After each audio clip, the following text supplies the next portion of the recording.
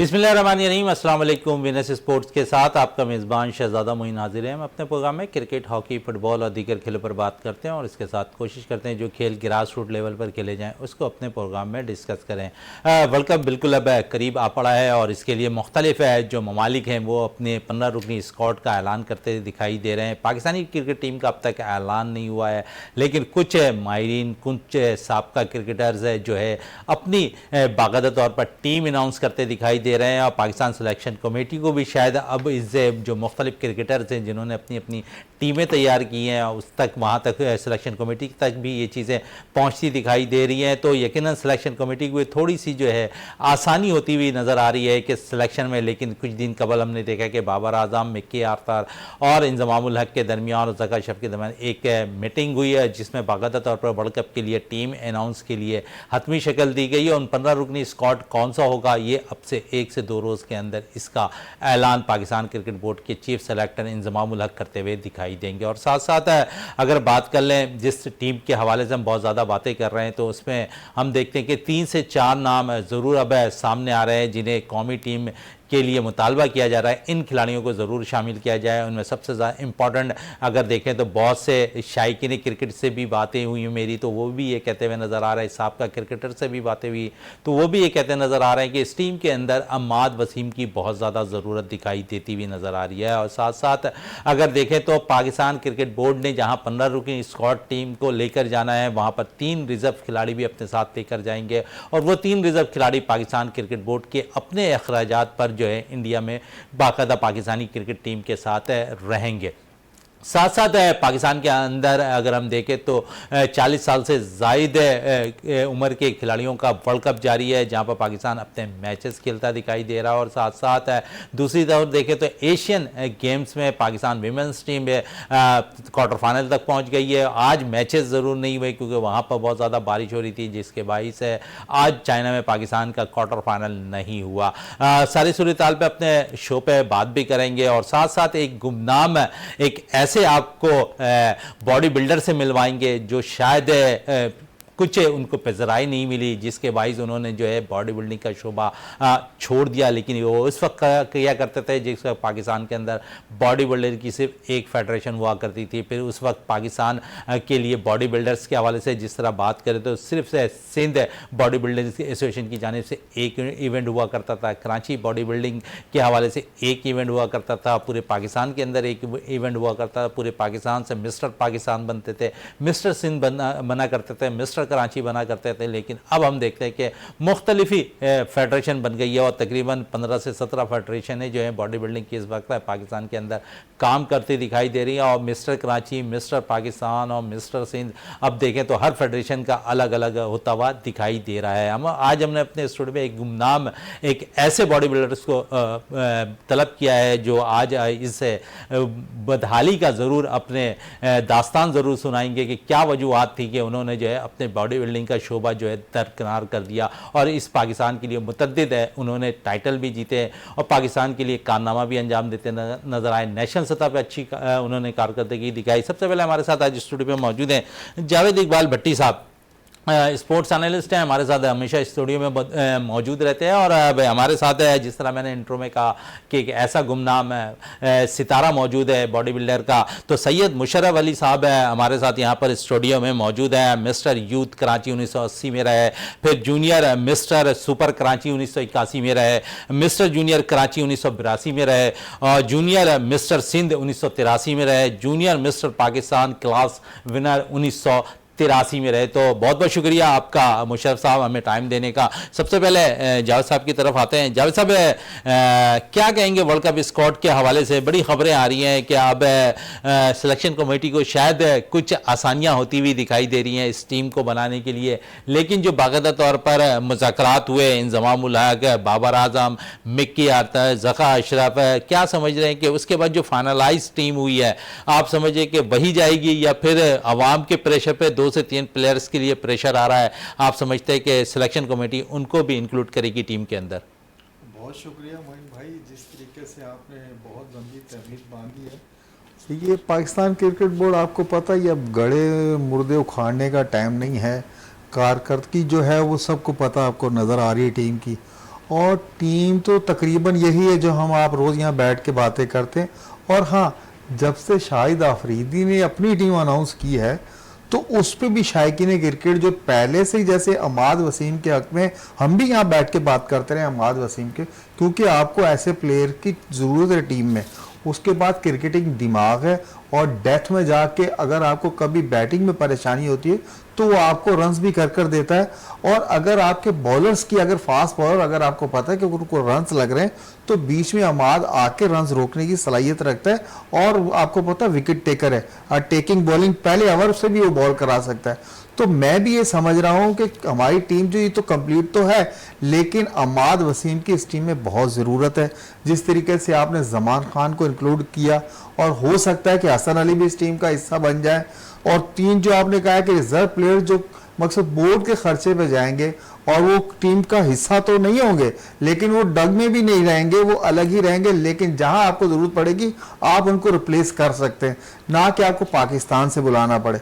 तो ये बहुत अच्छी काविशें चल रही हैं। लेकिन जो जक्का अशरफ की सदारत में कल का जो मोइन भाई इजलास हुआ है उसमें हैरानगी की बात यह थी कि मिक्की आर्थर था, वो भी वीडियो लिंक से खिताब कर रहा था, और फिर मिसबाउल हक और हमारा हीरो प्रोफेसर जो है उन्होंने भी बहुत गहरे सवालात किए टीम से।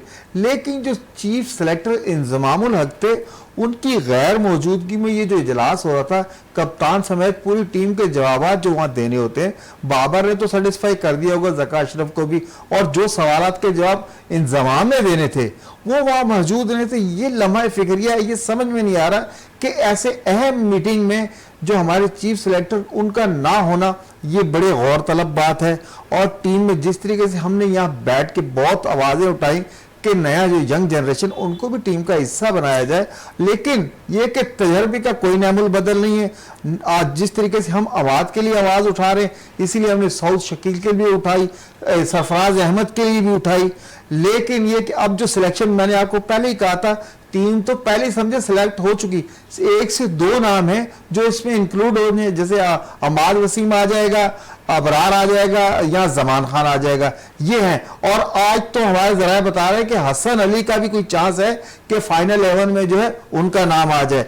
तो ये मामला तो ऐसे ही चलते रहेंगे। अच्छा, बड़ी इंपॉर्टेंट चीज़ है इस टीम के अंदर अगर हम देखें तो हारिस रऊफ कुछ मुकम्मल तौर पर फिट नहीं है, लेकिन वो हमारे जो जराए हैं वो यही कह रहे हैं कि वर्ल्ड कप स्क्वाड में हारिस रऊफ टीम का हिस्सा होंगे। और साथ साथ दो ऑलराउंडर्स के हवाले से हम काफ़ी बातें कर रहे थे कि अगर हम देखें वसीम जूनियर और फ़हीम अशरफ, दोनों को हम लेके चल रहे थे। दो में से एक प्लेयर फ़हीम अशरफ के जो जराए हमारे वो ये कह रहे हैं कि फ़हीम अशरफ टीम का हिस्सा होंगे वर्ल्ड कप। फ़हीम अशरफ के हवाले से क्या कहेंगे आप जावेद साहब, क्या समझते हैं कि उन्हें टीम में होना चाहिए या वसीम जूनियर को? मोइन भाई, ना मैं वसीम जूनियर के हक में हूँ, मेरी अपनी ज़ाती राय है, ना मैं फ़हीम अशरफ के हक में हूँ। बॉलर देखें, मुझे आपको बॉलर चाहिए जो आपको विकेट लेकर दे, जिसकी लैंड और लेंथ जो हो वो उस पर उसको कंट्रोल हासिल हो। अब आपने इनको देख लिया है, अब क्या किया फ़हीम अशरफ ने, ना आपको बैटिंग करके दी ना आपको विकेट्स लेकर दी। तो मैं तो ये अरशद इकबाल पर ही जाऊंगा कि अरशद इकबाल जो है उनको आप रिप्लेस करें। इनका मुझे समझ में नहीं आ रहा क्यों इन पे ज़्यादा वो किया जा रहा है, जबकि आपके पास बॉलर मौजूद है। अरशद इकबाल को आप लेकर जाएं, वो आपको रिजल्ट देगा। और जिस तरीके से आप कह रहे हैं कि जिन्हें इनको ही लेकर जाना, तो ये तो समझ में ना आने वाली बात है मोइन भाई। बिल्कुल ना आने वाली बात है। जिस तरह मैंने इंट्रो में काफ़ी जिक्र किया, सैयद मुशर्रफ अली साहब का बॉडी बिल्डर रह चुके हैं माजी में, और इस वक्त किया करते थे जब पाकिस्तान के अंदर एक ही फेडरेशन काम किया करती थी। सैयद मुशर्रफ अली साहब, आपका बहुत शुक्रिया स्टूडियो आने का। क्या कहेंगे, माजी में बड़े टाइटल आपने जीते, फिर क्यों दूर हो गए आप बॉडी बिल्डिंग से? शहजादा मोइन साहब, पहले तो मैं वीनस स्पोर्ट्स में मुझे मदऊ करने का आपका शुक्रिया अदा करता हूँ। आपका बहुत बहुत शुक्रिया, आपने मुझे बुलाया। और बात यह है कि उस वक्त शौक़ तो उस वक्त भी बहुत था, अब भी है शौक़ बॉडी बिल्डिंग का, लेकिन उस वक्त बॉडी बिल्डिंग सस्ती तो थी लेकिन शौक़ के ऊपर करते थे लोग, और उनको सेहत बनाने का, क्योंकि जो लोग इंडिया से आए थे उनमें ज़्यादातर पहलवान टाइप के लोग थे और ये इस टाइप के, तो उन लोगों ने अखाड़े भी बनाए, बॉडी बिल्डिंग क्लब भी बनाए, और इसको बच्चों को बचाया मुंशियात से और दीगर जो ऐसी हमारे माशरे की बुराइयाँ हैं उनसे बचाया बच्चों को, और ये तनकीद भी किया करते थे। तो बात यह है कि लोगों को शौक़ तो था लेकिन गवर्नमेंट की तरफ से कोई सपोर्ट नहीं थी इसको। उसकी वजह से ये है कि हमारा टैलेंट ज़ाया होता था। अब यह है कि चूंकि ये मॉडर्न ज़माना है, मीडिया का ज़माना है, तो इसके ऊपर जो है लोगों को अवेयरनेस आ गई है, तो अब लोग बस बॉडी बिल्डिंग तो कर रहे हैं, लेकिन असल बात यह है कि वो ड्रग्स के ऊपर जा रहे हैं, जो सबसे ख़तरनाक बात है, जो अभी महसूस नहीं हो रही है। उसमें मैंने अभी तक कितने मुझसे जूनियर बॉडी बिल्डर्स हैं जो एक्सपायर हो गए, उन्होंने ये ड्रग्स इस्तेमाल की या स्टेरॉइड इस्तेमाल की या उससे उस जैसी दवाइयाँ जैसे इंजेक्शन लगाए। और साथ साथ एक और भी मैंने बुराई देखी, वो ये देखी कि कुछ लोग जो शादीशुदा थे उनके असरात उनकी जो है ना मिसेस में भी गए, और फिर उसके बाद उनको प्रॉब्लम्स हुई, बच्चों में भी प्रॉब्लम्स हुई और भी। तो हमको ऐसी चीज़ों से बचना चाहिए। अल्लाह ताला ने जो नेचुरल ग़िज़ाएँ उतारी हैं और जो नेचुरल तरीक़ा बताया, हर काम को नेचुरल तरीके से करना चाहिए। अच्छा मुशर्रफ साहब, आप 80 से कर रहे हैं और बड़े टाइटल आपने, जिस तरह मिस्टर यूथ कराची 80 में आपने जीती, जूनियर मिस्टर सुपर कराची 1981 में जीती, मिस्टर जूनियर कराची 1982 में जीती, टाइटल आपने बहुत जीते पाकिस्तान के लिए और अपने कराची के लिए। तो ओवरऑल साइड लाइन होने का मकसद क्या था, या सपोर्ट आपको हासिल नहीं थी, या फिर नित नई जिद्दत आती नज़र आई आपको इस दौरान? क्योंकि अगर हम देखें तो 1983-84 तक कोई ऐसी जिद्दत नज़र नहीं आ रही थी, क्योंकि उस वक्त सिर्फ शौक था। ये जिद्दत तो 90 तक नहीं थी, 1990 के बाद जो है ये सब कुछ शुरू हुआ है। असल में मेरे वालिद साहब, मैं अपने घर में सबसे बड़ा था, 7 बहन भाई थे। मेरे वालिद साहब का प्रिंटिंग प्रेस का काम था। काम क्या था, बल्कि जॉब करते थे वो। उस वक्त तनख्वाह भी ऐसी होती थी 500-700 रुपये में क्या गुजारा होता। शौक़ तो था मुझे, अपने ज़ाहिर अपने वालिद के वाजू बनना था, उनकी हेल्प करनी थी। तो फिर मैं जॉब की तरफ चला गया और अल्हम्दुलिल्लाह फिर अल्लाह पाक ने हमें इस बॉडी बिल्डिंग में से मेरी एक शिनाख्त बनी हुई थी। जी मैं जहाँ जहाँ जिन जिन लोगों के पास गया, बिज़नेस मैंने अपना शुरू किया, प्रिंटिंग का ही बिज़नेस शुरू किया वालिद साहब के साथ। तो चूँकि बॉडी बिल्डिंग की वजह से मुझे जितने चीफ गेस्ट आते थे या जो वो लोग मुझे जानते थे, जैसे मैं आपका नाम लूँ, असलम संजानी साहब उस वक्त SDM हुआ करते थे, वो मुझे बड़ा लाइक करते थे। मैंने उनके हाथ से टाइटल भी लिया, बाद में वो चीफ सेक्रेटरी रिटायर हुए। इसी तरीके से सलीम वाहिदी साहब थे, उस वक्त वो SP थे, फिर SSP हो गए थे, फिर शायद वो बाहर चले गए थे और फिर रिटायर हो गए थे। इसी तरह से और भी बहुत सारे लोग थे। इन लोगों ने मेरी मदद की और मैंने बिज़नेस किया, मुझे बिज़नेस मिला, मैंने अपने घर को सपोर्ट किया अल्हम्दुलिल्लाह। शौक़ मुझे अब भी है। बॉडी बिल्डर वाहिद स्पोर्ट्स मैन है जिसको अपनी तारीफ़ नहीं करनी पड़ती, ना बताना पड़ता। हर खिलाड़ी बताएगा मैं क्रिकेटर हूँ, मैं पहलवान हूँ, मैं कराटेबाज हूँ, लेकिन बॉडी बिल्डर देखते ही पता चल जाता है ये बॉडी बिल्डिंग करता है। लेकिन मुशर्रफ साहब, अब तो बहुत तब्दीलियाँ आ गई हैं, फिजिकल अलग हो रही होती है बॉडी बिल्डिंग्स के अंदर। और अगर हम देखें तो माजी में ऐसी चीज़ें नहीं हुआ करती थी, अब इन चीज़ों में जिद्दत आती गई। फिर अद्वियात का इस्तेमाल हम देखते हैं कि बहुत ज़्यादा नज़र आ रहा है। क्या कहेंगे, कोई इसका नुकसान शायद खिलाड़ियों को बहुत ज़्यादा पड़ता दिखाई दे रहा है? बिल्कुल, देखिए अद्वियात तो सिर्फ बॉडी बिल्डिंग में नहीं है, क्रिकेट में भी थी और भी दूसरी चीज़ों में लोग, लेकिन इसमें तो ज़्यादा इस्तेमाल करते हैं।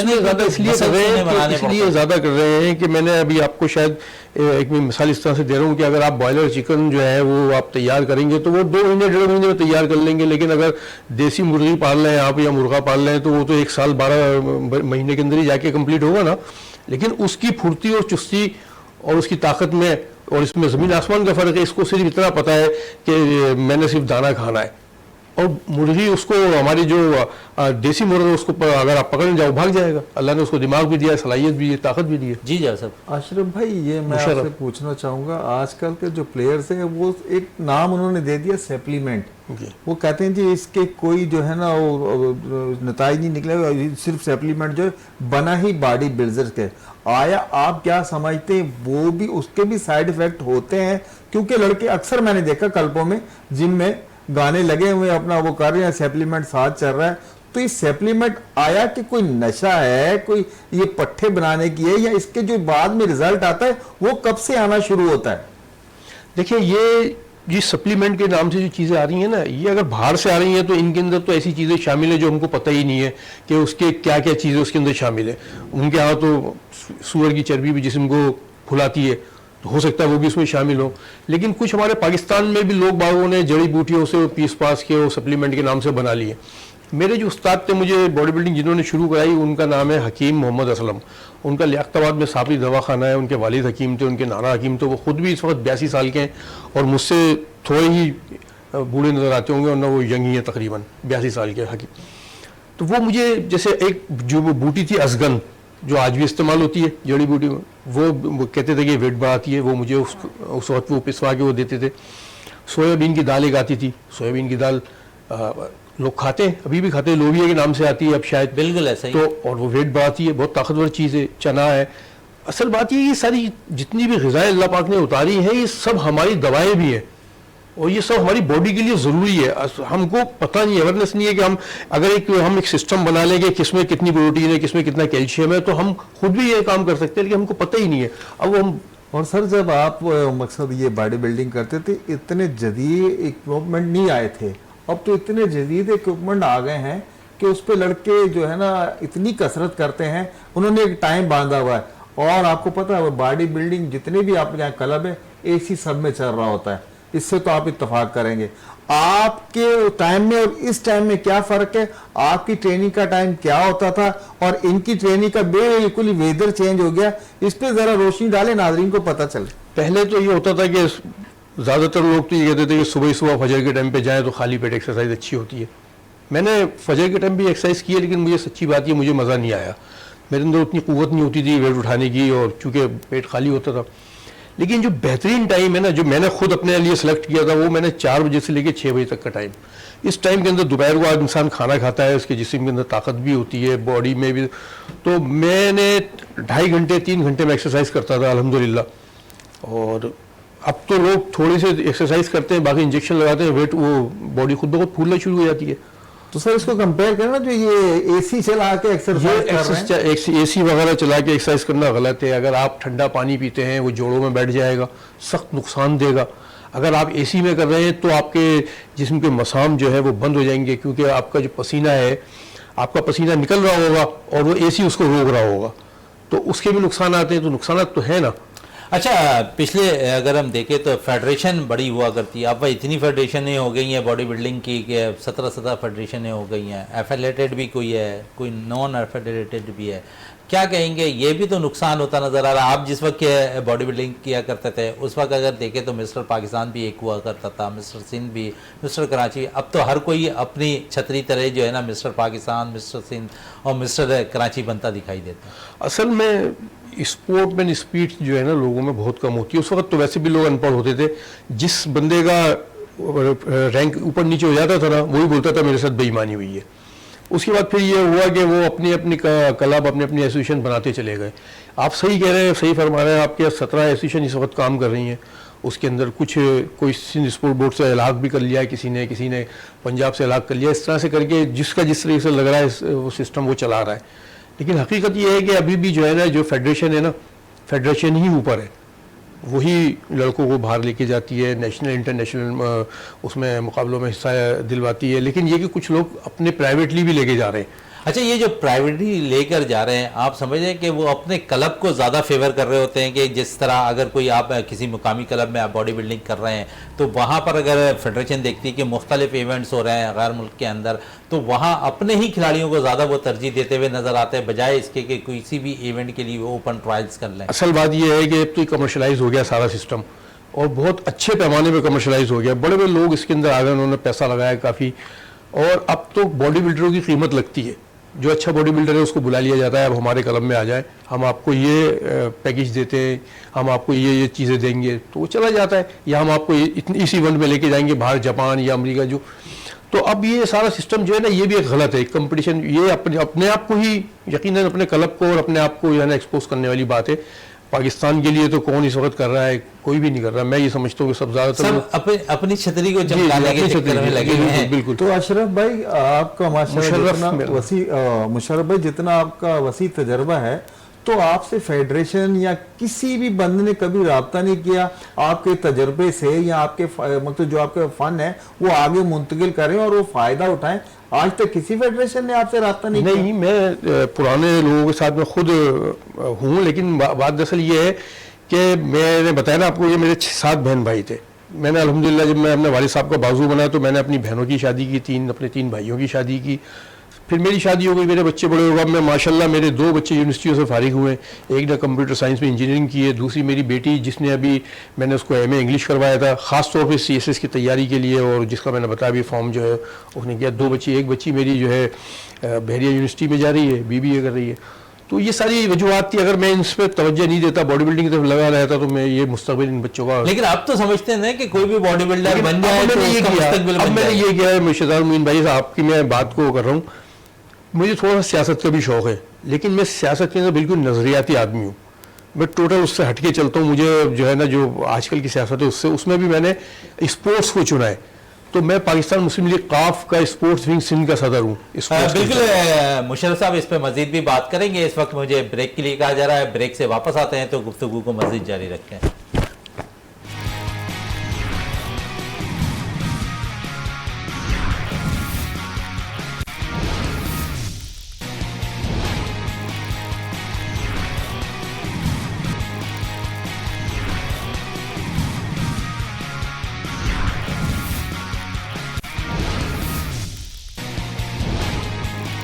कर रहे थे बॉडी बिल्डिंग के हवाले से, और जिस तरह अद्वियात के हवाले से भी हम मुशर्रफ साहब हमारे साथ बैठे हैं, उनसे भी बात कर रहे थे कि बहुत ज़्यादा अब हम देखते हैं कि जो बॉडी बिल्डर्स है वो बहुत ज़्यादा इस्तेमाल करते हुए दिखाई दे रहे हैं। और फिर हमने देखा कि गैर मुल्क के अंदर वहाँ पर भी इसकी अद्वियात के बाइस से बहुत से बॉडी बिल्डर्स की मौत भी वाक़ हो गए। मज़ीद इस पर और भी बात क्या कहेंगे मुशर्रफ साहब, क्योंकि अगर आप अभी थोड़ी देर पहले आप जिस दौर में थे उस वक्त जड़ी बूटी बहुत ज़्यादा इस्तेमाल होती थी बॉडी मसल्स को जो है स्ट्रॉन्ग रखने के लिए, लेकिन अब अद्वियात इंजेक्शन बहुत ज़्यादा आम हो गए।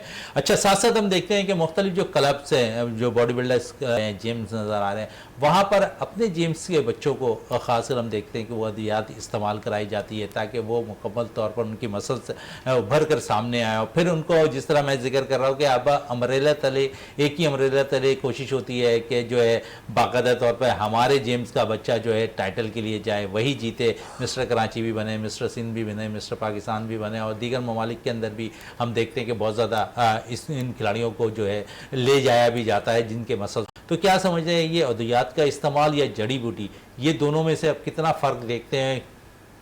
देखिए, असल में अद्वियात जो है ना, ये तो फौरी रिजल्ट देती है। आप अभी इंजेक्शन लगाना शुरू कर दे, 2-3 महीने के अंदर बॉडी बिल्डर तैयार हो जाएगा। भाई जी थोड़ी देर पहले आपने मिसाल दी है लेकिन इसके अंदर तो उस्तादी है, एक्सरसाइज करने में, वेट उठाने में। जब तक उस्ताद उसकी रहनुमाई नहीं करेगा, क्योंकि अगर जरा सा भी हाथ टेढ़ा हो गया तो वो टिश्यू टूट जाता है। जब टिश्यू टूट जाता है तो उस टिश्यू को जुड़ने के अंदर कम से कम 4 से 5 दिन लगते हैं। अगर आप कितनी कोई सी भी दवा खा लें, पेन किलर खाते रहेंगे तो दर्द कम हो जाएगा, अदरवाइज नहीं होगा। तो ये आजकल के लोगों को पता भी नहीं है ये बात ना, ज़रा सा हाथ टेढ़ा हो जाए, कुछ हो जाए वेट उठाने में, या अगर उसको सही एक्सरसाइज नहीं पता, सही मूवमेंट नहीं पता, तो उसका मसल्स का शेप बिगड़ जाएगा। ये नए लोगों को पता नहीं है। लेकिन चूंकि ड्रग्स का, ये स्टेरॉइड का काम ऐसा है कि ये मसल्स को जगह जगह से ऐसा फुला देता है कि वो बॉडी खूबसूरत नजर आ रही होती है। हकीकत ताकत होती है, और ना ही उसके अंदर जो है लॉन्ग लाइफ जो है ना, ऐसी चीज कोई चीज़ होती है कि वो नजर आए। अगर आप 6 महीने, जिस तरह से 2 महीने के अंदर, 3 महीने में, 4 महीने में बॉडी बिल्डर तैयार होता है ना, इसी तरीके से 2-4 महीने में ख़त्म भी हो जाता है। बिल्कुल ख़त्म भी हो जाता है। लेकिन मैंने दूसरी चीज़ आपसे पूछी थी कि अब मुख्तलिफ जो जिम्स बन गए हैं वो इससे अद्वियात का इस्तेमाल खुद करवाते हैं अपने बॉडी बिल्डर्स को कि आप ये परचेज करें ताकि वहाँ से उनका कारोबार भी चलता है। होता ये है कि बहुत सारे जो क्लब्स ओनर हैं उन्होंने जो है ये अद्वियात मंगवाई हुई हैं बाहर से। फिर वो ये करते हैं कि जो जूनियर बच्चे होते हैं, जो थोड़े से पैसे के हिसाब से अच्छे होते हैं, फिर वो उनको शौक़ होता है, वो एक थोड़ा सा उनको इस्तेमाल कराना शुरू करते हैं, उनसे अच्छे खासे पैसे लेते हैं। लेकिन जो बॉडी बिल्डर होता है, जो निकल रहा होता है, जो लग रहा है कि ये मिस्टर बन जाएगा या जाके किसी स्टेज के ऊपर कोई अपनी पोजीशन बना लेगा, उसको ये खुद जो है अपने उसके ऊपर लेते हैं और उसको जो है अपना पैकेज देते हैं कि जी हम आपके साथ ऐसा करेंगे। आपके दौर में कैसा हुआ करता था? मेरे साथ तो ऐसा होता था, हमारे दक्खन में एक क्लब था, अल्लाह उनको जन्नत नसीब करे, उनका अलीम भाई का। तो भाई जब जूनियर मिस्टर कराची बना था तो अलीम भाई ने मुझे ऑफ़र की कि आप हमारे क्लब में एक्सरसाइज करें तो मैं आपको जो है 1000 रुपये महीना दूंगा। लेकिन वो चूँकि दक्कन हेल्थ क्लब था, इधर बफर जोन की तरफ था, मैं उस वक्त लियाकताबाद में रहता था, लेकिन वो 1000 रुपये भी उस वक्त बहुत होते थे। लेकिन उनकी ख्वाहिश ये थी कि ये मिस्टर बन गया तो मेरे क्लब में आएगा तो लोग आएंगे इसको, इसकी वजह से। तो ये तो उस वक्त भी आजकल कुछ और रुझान है। नहीं, आजकल तो रुझान ये है कि जितना अच्छा क्लब होगा, टिप टॉप होगा, जितनी आपके पास अद्वियात अच्छी होंगी या जितने बॉडी बिल्डर अच्छे होंगे, उतने लोग आपकी तरफ खींचेंगे। और अब इससे सबसे ज़्यादा तो ये लोग, चलो जो जेंट्स से उसमें तो अभी भी 1000, 2000, 1500, 2500 फीस है। असल पैसे तो लेडीज़ से कमाए जा रहे हैं। लेडीज़ बहुत सारी अब जिमों में जा रही हैं, जो कि तो अपने फिटनेस के लिए जा रही हैं ना मुशर्रफ साहब। फिटनेस के लिए तो जा रही है, लेकिन उनसे पर जो उनका पैकेज ज़्यादा पैकेज लेता है। जो है ना उनका बहुत ज़्यादा है। मतलब ये आप कोई काम जो कर रहे हैं, ये तो आप बिजनेस के लिए कर रहे हैं ना, अपने मतलब किसी की फलाह बहबूद के लिए तो नहीं कर रहे हैं ना ये काम। बिल्कुल फलाह बहबूद के लिए नहीं कर रहे, बिजनेस अब शायद बनता जा रहा है बॉडी बिल्डिंग से, जिम से। और इसके अलावा थोड़ी सी बात अब फिर दोबारा जावेद साहब से क्रिकेट के हवाले से कर लें। जावेद साहब, ग्लोबल 40+ एज वाले जो क्रिकेट टूर्नामेंट वर्ल्ड कप जारी है, 2 मैचेस पाकिस्तान ने जीत लिए हैं अब इस टूर्नामेंट के अंदर। ओवरऑल कैसा देख रहे हैं? मिसबाह इस टीम की क़यादत कर रहे हैं। मोइन भाई, ग्लोबल कप वेटर्न्स टूर्नामेंट माशाल्लाह बहुत अच्छे तरीके से चल रहा है, और जिस तरीके से इसकी उस दिन ओपनिंग सेरेमनी सी, फवाद भाई ने बहुत ज़बरदस्त तरीके से इसका इनेकाद किया। और फवाद भाई की जो टीम है वो बेहतरीन टीम है, जिसमें आपको आमिर सरफराज भाई मिलेंगे, आलमगीर भाई है, अयाज मुंशी, अमजद भाई हैं। इन 4 लोग जो फवाद भाई के साथ लगे, उन्होंने इस टूर्नामेंट को 4 चांद लगा दिए हैं। और जिस तरीके से मिसबाह क़यादत कर रहे हैं हमारी वेटर्न्स टीम की, देखिए हमने अमेरिका से भी मैच जीत दिया, और दूसरा नेपाल से तो आपको पता बिल्कुल 1 साइडेड मैच हुआ, हमने 300+ स्कोर लगा दिया और 248 रन से जीत गया। असर रजा ने भी 100 की उसमें, और आपको पता मिसबाह ने उस मैच में रेस्ट किया, उस मैच में अकेला भी नहीं। तो ये टूर्नामेंट 3-4 ग्राउंड्स पे चल रहा है, बहुत चकाचौंध टूर्नामेंट चल रहा है, आवाम बहुत इंजॉय कर रही है। और वेटर्स प्लेयर के लिए सर आवाम की बात कर रहे हैं, हमें तो किसी भी ग्राउंड पर आवामी नजर नहीं आई। जो वेटर्स प्लेयर है वो हर ग्राउंड में आपको नजर आएंगे, जो प्लेयर नजर आ रहे हैं, लेकिन अदरवाइज आवाम तो कहीं नजर नहीं आई इस आवाम- टूर्नामेंट के लिए। क्योंकि पहला मैच मैंने अमेरिका का नेशनल बैंक क्रिकेट ग्राउंड पे देखा, वहां एक अवाम नहीं थी जो मैच देखने के लिए ग्राउंड पे मौजूद हो।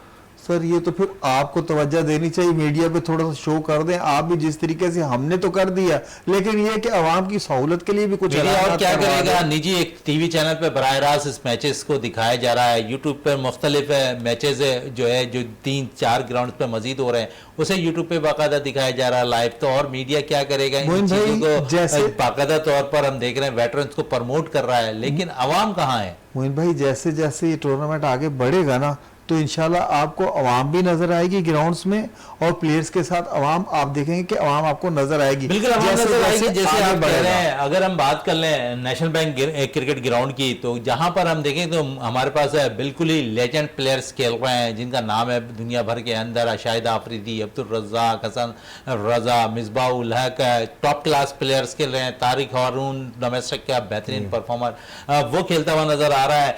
लेकिन आप समझते हैं कि आवाम को इन हीरोज को देखने के लिए कम से कम आ जाना चाहिए? बिल्कुल भाई, आवाम से यही हमारी इल्तमास है, कम से कम अपने हीरोज़ को देखने आए। और जो ये 40+ पूरी दुनिया की टीमें, 8 टीमें हमारे मुल्क में आई हुई हैं, तो उनका भी हौसला बढ़ेगा। कोई तकरीब होती तो उसमें तो तल धरने की जगह नहीं होती जहां ये टीमों के लिए कोई इशाया दिया जाए या कोई ओपनिंग सेरेमनी हो, लेकिन ये कि ग्राउंड्स का भी रुख करें, ग्राउंड में आए, खिलाड़ियों की हौसला अफजाई करें, अपने हीरोज़ को देखें। और बाहर से भी जो आए हैं वो हमारे मेहमान, वो भी हीरोज़ हैं, वो हीरोज़ से कम नहीं, हम उन्हें भी वही रिस्पेक्ट दे रहे हैं। तो आवाम से यही गुजारिश है, क्रिकेट लवर से, कि आए स्टेडियम आए, आकर मैचेस देखें, तो आपको बहुत मजा आएगा और आपको करीब से देखने का प्लेयर्स को चले। मौका एक मिलेगा। तो क्रिकेट की बात हो गई, अब दोबारा हम बॉडी बिल्डिंग पे आते हैं। मुशर्रफ साहब, जिस तरह बात हो रही थी आवाम की, एक दौर हुआ करता था, अगर कोई भी मैचेस होते थे बॉडी बिल्डिंग्स के, कहीं पर कोई शो हो रहा होता था, तो बहुत बड़ी आवाम आया करती थी। उससे थोड़ा सा और पीछे चले जाए तो जब पहलवानी के मुकाबले हुआ करते थे, हम देखते थे झाड़ा पहलवान, मस्जिद और जो भी पहलवान थे वो बड़ा ज़बरदस्त, अगर सिंध के अंदर मुकाबले होते थे, आवाम की एक बहुत बड़ी तादाद इन चीज़ों को, मैचेस को देखने के लिए मौजूद होती थी। लेकिन शायद हम ये अपनी सकाफत को भी भूलते चले गए, और शायद अब आवाम भी बहुत पीछे की तरफ चली गई इन गेम्स के लिए। असल बात यही है कि इसके ऊपर गवर्नमेंट ने जो है वो सपोर्ट नहीं की इन गेम्स को। ना उन्होंने पहलवानी को इतनी सपोर्ट की, ना उन्होंने कराटे को, ना बॉडी बिल्डिंग को, जो ऐसे खेल थे जिससे ताकत जो है इनसे बच्चे के अंदर आती थी। और वो अल्लामा इकबाल का एक शेर है ना, वो पलटना झपटना झपट कर पलटना, लहू गर्म रखने का है एक बहाना। तो क्रिकेट हो गई या फुटबॉल हो गया, ये ठीक है, ये भी एक्सरसाइज है, ये भी ज़रूरी है, लेकिन जो बॉडी बिल्डिंग है ये तो इंसान के लिए ज़रूरी है। आप देखें जापान में इधर उधर कराटे और बॉक्सिंग और इस चीज़ों का शौक़ अब भी बहुत है, वो अपनी कल्चर को नहीं भूल रहे, अपनी उसको सखावत को नहीं भूल रहे। हमारे यहाँ मिटती चली जा रही है, और उसकी एक ही वजह है कि हम लोग माशी बदहाली के शिकार हैं। हमारे जो लोग हैं वो इस तरफ तवज्जो नहीं दे रहे। क्रिकेट के ऊपर तवज्जो है, लेकिन क्रिकेट भी आप देखें हमारी कहाँ गई। हम कभी हॉकी में चैंपियन हुआ करते थे, लेकिन अब हमारी हॉकी किस उस स्टेज के ऊपर है। इसी तरीके से फुटबॉल तो कभी हमारी बढ़ी ही नहीं, जो कि पूरी दुनिया के अंदर सबसे बेहतरीन गेम माना जाता है फुटबॉल। ठीक है ना। आप देखें उसके जो वर्ल्ड कप होते हैं तो कैसे उनके वर्ल्ड कप होते हैं पूरी दुनिया। तो असल बात यह है कि गवर्नमेंट चाहे तो सब कुछ हो सकता है।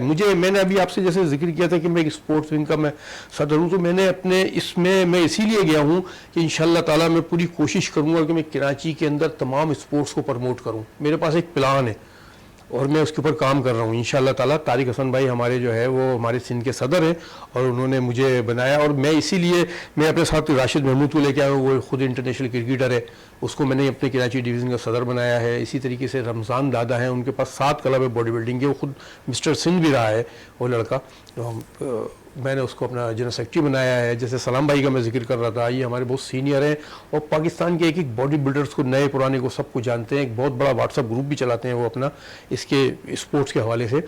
तो इसमें इंशाल्लाह ताला हम काम कर रहे हैं और अल्लाह के हुक्म से आप देखेंगे चंद महीनों के अंदर जो है ना, फिर हम आपको इंशाल्लाह इनवाइट किया करेंगे अपने प्रोग्राम्स में। बिल्कुल इनवाइट किया करेंगे प्रोग्राम के अंदर।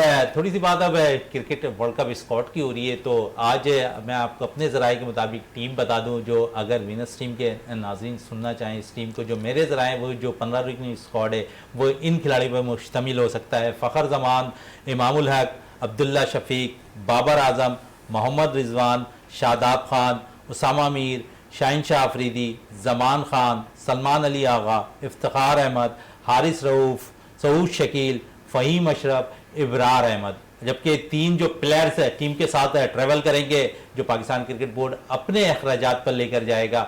मेरे ज़राए के मुताबिक वो हसन अली हैं, उसके साथ अरशद इकबाल टीम के साथ ट्रैवल करेंगे और तैयब ताहिर टीम के साथ ट्रैवल करते हुए नजर आएंगे।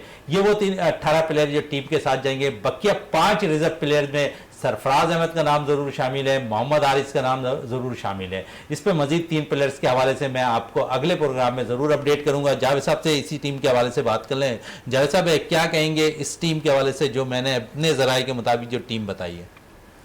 मोइन भाई आपने तो बिल्कुल टीम बना दी, बहुत ज़बरदस्त टीम बना दी है, लेकिन आपने अरशद इकबाल को भी जो है रिजर्व में रख दिया। रिजर्व में नहीं है, ट्रेवल करेंगे वो 18 रुकनी स्क्वाड के साथ। तो रिजर्व में भी ट्रेवल ही कर रहेंगे ना, जब तक उनकी जरूरत नहीं होगी आपने उनको टीम में खिलाना नहीं है। आपने टीम के अंदर जमान खान को भी फिट कर दिया है। बिल्कुल शादाब वैसे आप वाइस कप्तान जाएंगे, तो उनकी परफॉर्मेंस पे तो सवालिया निशान लगा हुआ है। तो आप हो नहीं सकता कुछ चेंज। वाइस कप्तान भी आप बिल्कुल वाइस कप्तान के तौर पर शादाब जाएंगे और टीम के मुस्तकिल मेंबर के हिस्से से भी टीम के साथ रहेंगे। और जिस तरह बड़ी बातें हो रही थी शादाब के लिए कि शायद वाइस कप्तानी करते हुए नजर ना आए टीम में, लेकिन जो मेरे ज़राए कह रहे हैं वो शादाब वाइस कप्तानी टीम के साथ मुंसलिक रहेंगे। और साथ साथ अगर देखें तो शादाब की परफॉर्मेंस है, अगर देखें तो लूज टीमों के खिलाफ ज़रूर अच्छी है, लेकिन बड़ी टीमों के खिलाफ मैं खुद इस बात का कायल हूँ कि वो अच्छी परफॉर्मेंस दिखाने में नाकाम नज़र आ रहा है। जिस किस्म की बॉलिंग वो माजी में किया करते थे अब शायद उनके अंदर वो सलाहियतें नज़र नहीं आ रही, या कुछ फिटनेस मसाइल अगर हम देखें तो शादाब के साथ बहुत ज़्यादा लगते हुए नज़र आ रहे हैं। अगर उम्मीद है कि शादाब मुकम्मल तौर पर फिट हों, टीम के लिए अच्छी कारकर्दगी दिखाएं, पाकिस्तान के लिए फतवाहत दिलाएं, तो उम्मीद हमारी कायम है। और मजीद जावेद साहब से और भी बात कर लेते हैं। जावेद साहब क्या कहेंगे, जिस तरह मैंने उसामा का भी टीम में जिक्र किया कि उसामा भी टीम में शामिल, आप मुत्तफिक हैं उसामा मीर के? देखिए जी, अगर जो आप उसकी परफॉर्मेंस देखते हैं तो उसामा तो नंबर 1 चॉइस होनी चाहिए। आपके पास जो स्पिनर नहीं, नंबर 1 चॉइस होनी चाहिए। तो बात वही है, मैंने जो आपसे बात की थी, कल भी हमारी बात हो रही थी कि ये कुछ भी नहीं होना, घूम फिर के वही प्लेयर्स आएंगे, सिर्फ 1 से 2 नए प्लेयर्स आएंगे टीम के अंदर। क्योंकि मैंने इस टीम के अंदर 3 स्पिनर रखे हैं, इब्रार अहमद टीम के साथ हैं, शादाब टीम के साथ हैं, उसामा मीर टीम के साथ हैं। फिर हमारे पास अगर बॉलिंग, क्योंकि कप्तानी में बाबर आजम है, इफ्तिखार से भी बॉल कराते हैं, आगा से भी बॉल कराते हैं, तो आप समझते हैं कि बैलेंस टीम नजर आ रही है। ये टीम बिल्कुल बैलेंस है, इसमें कोई दो राय, बिल्कुल बैलेंस टीम है। आप इसी टीम के साथ रिजल्ट ले सकते हैं। बिल्कुल बात वही है। देखें, जब हमारी टीम श्रीलंका में एशिया कप में जो हमारी परफॉर्मेंस जो है वो नाकिस परफॉर्मेंस थी, अच्छी परफॉर्मेंस नहीं थी, लेकिन मकसद ये हमें दूसरी अपोजिट साइड भी देखना चाहिए। जो फाइनलिस्ट थी, जो श्रीलंका फाइनल कह रही थी, आप देखें कि वो टीम 50 रन पे बुक हो गई। तो ऐसा टाइम आ जाता है टीमों के ऊपर। तो आपको चाहिए कि जो ये टीम हमारी अनाउंस हुई, जो आपने बताया, तकरीबन हमें चाहिए जितने भी क्रिकेट लवर हैं, आप इनके पीछे खड़े हो, इनको खड़ा करें। यही लड़के जो है इंडिया में जाके आपको रिजल्ट देंगे, ना कि आप इन पे तनकीद कर करके और इनका मोरल डाउन करें। और बाबर आजम बाई बर्थ कप्तान, देखिए बाई बर्थ होता है, बाबर आजम बाई बर्थ कप्तान नहीं है, लेकिन वो टीम को लेकर चल रहा है, आपकी टीम को रिकॉर्ड दिला रहा है, तो आपको उसको बैक करना पड़ेगा, कप्तान को खड़ा करना पड़ेगा और आप उसको एतमाद दें, और इंशाल्लाह एतमाद देंगे तो आपको अच्छे रिजल्ट देगा। बिल्कुल एतमाद देने की ज़रूरत है कप्तान को, और बाबर आजम पे मुकम्मल टीम है कि जो मेंबरान है वो एतमाद कर रहे हैं, मैनेजमेंट एतमाद कर रही है कि कप्तानी करते हुए दिखाई दें और पाकिस्तान के एक दफ़ा फिर वर्ल्ड कप का टाइटल पाकिस्तान के नाम करते हुए दिखाई दें। मुझे साहब दोबारा मैं बॉडी बिल्डिंग की तरफ आते हैं। जिस तरह आप जिक्र कर रहे थे थोड़ी देर पहले कि ख़वातीन भी अब देखते हैं कि बहुत ज़्यादा इससे बॉडी बिल्डिंग्स में जेम्स ने जाना शुरू कर दिया, इसकी क्या बेसिकली वजह है? हम देखते हैं बहुत सी बीमारियाँ आम हो गई हैं, ख़ासकर अगर हम देखें तो शुगर की बीमारी बहुत ज़्यादा आम हो गई, जिसके बाइस जो है ख़वातीन इस तरफ आने की तरफ ज़्यादा माइल हो गई हैं। असल में कुछ ख़वातीन तो बेचारी ऐसी हैं जिनको बीमार हो गई हैं या जिनका वेट बढ़ गया है, जो ऐसे मुतवस्सित तबके की ख़वातीन हैं वो जा रही हैं। लेकिन कुछ जो है मॉडर्न ख़वातीन जो है वो तो अपने आप को फिट रखने के लिए, अपनी बॉडी को स्लिम रखने के लिए इसको ज्वाइन करती हैं वो।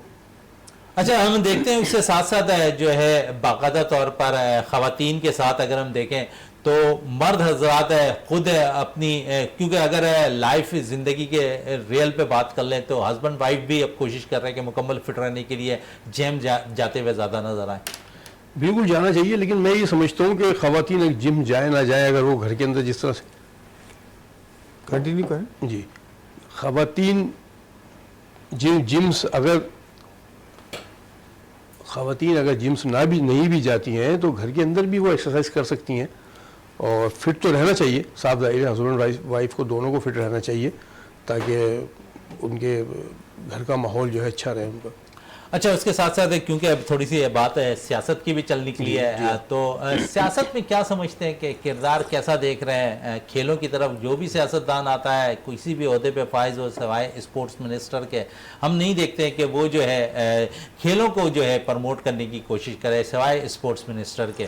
क्योंकि अगर सियासी पार्टियों को देखें तो वो शायद अपनी, वही मैं जिस तरह कह रहा था कि अम्ब्रेला तले अपनी ही छतरी को चमकाने की कोशिश करते हैं।